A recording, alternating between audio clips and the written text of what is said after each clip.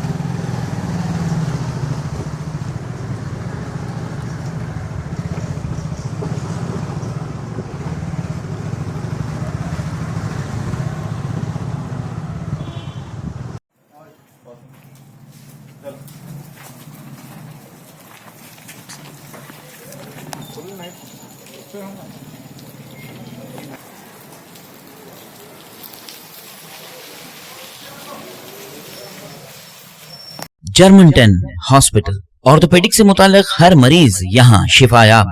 बैनुल-अक़वामी शोहरत याफ्ता और इनाम याफ्ता doctor Mir Jawad Zar Khan, senior orthopaedic surgeon, advance operation theatre, ICU, digital x-ray, laboratory, physiotherapy, pharmacy, sharing और प्राइवेट रूम्स, लेडी डॉक्टर्स और डॉक्टर अर्जुमन सुल्ताना गायनेकोलॉजिस्ट की खिदमात हासिल। वाजबी फीस और मुकम्मल सहूलियात से हजारों मुतमईन। एम्बुलेंस से आरास्ता Germanton orthopaedic hospital, pillar number 150, Attapur, Hyderabad. खबर है शहर की, खबर है गाँव की, खबर है सारी दुनिया की। 7H न्यूज पसंद आए तो लाइक कीजिए, शेयर कीजिए और सब्सक्राइब करना ना भूलें। 7H news.